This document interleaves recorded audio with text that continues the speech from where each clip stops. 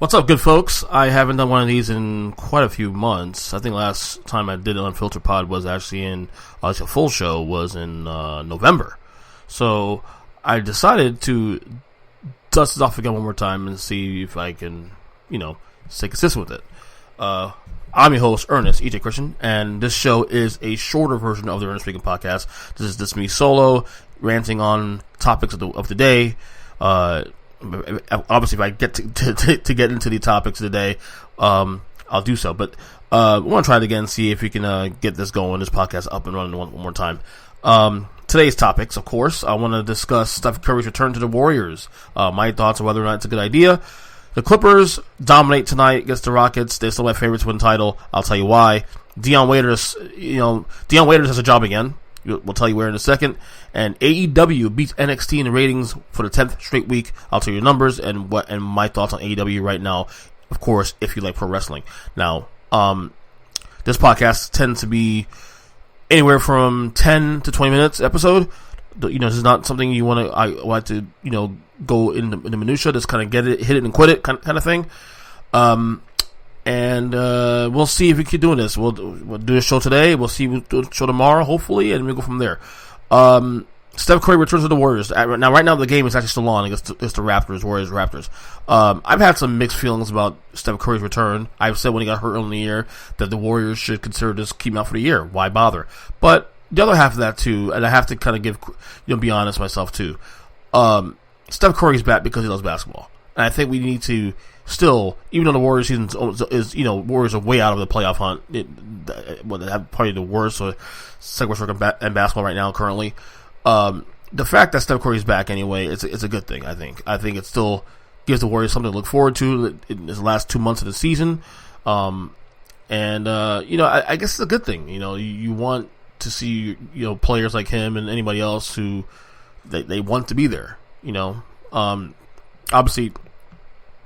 There's obviously a risk of him playing, now, re-aggravate the injury, get hurt again, who knows, and maybe miss more time next year, I don't know.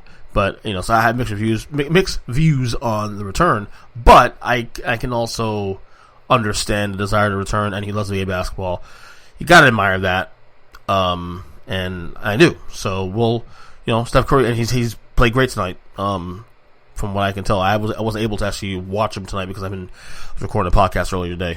Or during the game, should I say.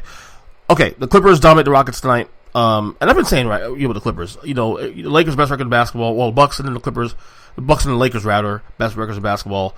Clippers not far behind. But the Clippers have been in stealth mode the entire year. Remember they started the year with Paul George on the injury list. Came back in November. Late November rather, and they've been kind of in stealth mode the entire year. And I kept saying that people even the Clippers lose a couple games here against teams they shouldn't lose to, get blown out, whatever it may be. People saying, well, the Lakers are going to dominate them, but every time the Clippers Lakers play a game, and they play this Sunday, so we're going to see again a third time, see if the Lakers can get over it. Every time these two teams play, the Lakers lose. The Clippers beat the Lakers.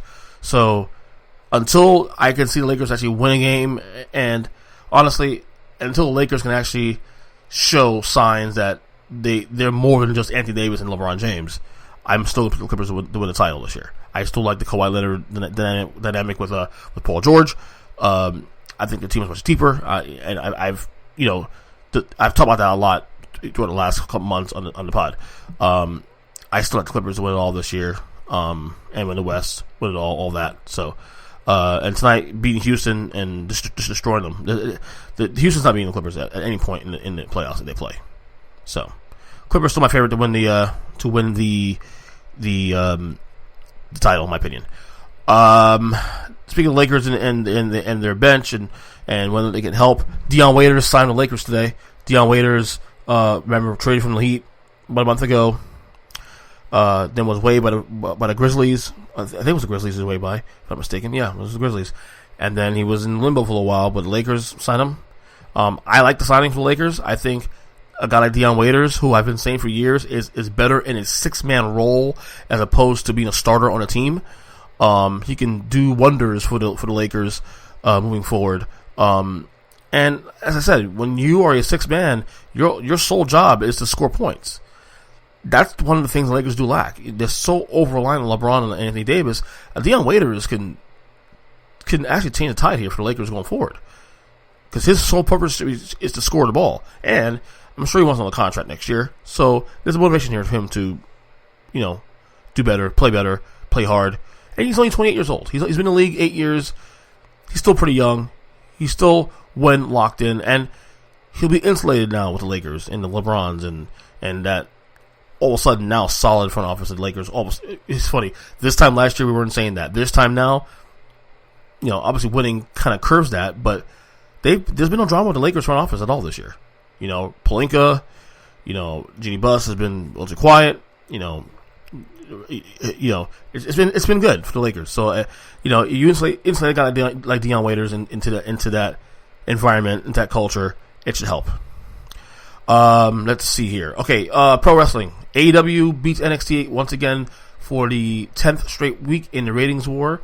AEW got 900,000 viewers last night. Again, another great show by AEW last night. I enjoyed the ending. Inner Circle dominated Jon Moxley's first Dynamite as world champion of AEW. NXT, I haven't watched yet. I'm going to watch it probably tomorrow and check in with that. They got 718,000 views with their show, so we'll see where that goes. Finally, Elizabeth Warren in political news. Elizabeth Warren dropped out of the presidential race today. The real drama here for me is this. Who will she endorse? Who will she endorse between Joe Biden, who's now all of a sudden the favorite now to win the nomination for the Democratic Party, or Bernie Sanders, who I've said... my son's awake. Shh. Or Bernie Sanders, who, while they all agree on I would say 90% of the views, political views, at least had a falling out recently. Now, we'll see what happens there between the two. I'm gonna put my money on Biden getting the endorsement, because I think this strengthens the Democratic Party. Most of the endorsements that have been picked up now in the last couple of days. Joe Biden has cleaned up endorsements from Beto O'Rourke to he's got endorsements from that to Amy Klobuchar, Pete Buttigieg, Michael Bloomberg, who was knocked out of the race well too, got endorsements well.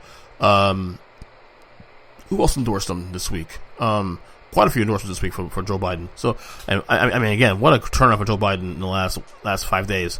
Gone from a guy that should be out, we were all saying should just bow out of the race, to now not only winning South Carolina on Saturday, but also pretty much. I'm gonna say it, he dominated Super Tuesday, because Bernie won California, that was expected. A lot of states that we thought Joe Biden would that Bernie Sanders would win, Minnesota, Massachusetts, all that, Texas. Joe Biden won those straight up. So, obviously, it's going to be interesting to see how this week's next couple of primaries go. We have primary on Tuesday, we got a primary week after that. Multiple states in play for all that too, so we'll see how that goes. But I'm predicting Warren will endorse Joe Biden rather, just because petty is still real. Anyway, that will do it for this Unfiltered podcast for March 6th, 2020. We'll try to do another one hopefully later today or tomorrow, Saturday, when it may be. See you guys later. God bless y'all. Stay up and enjoy your Friday.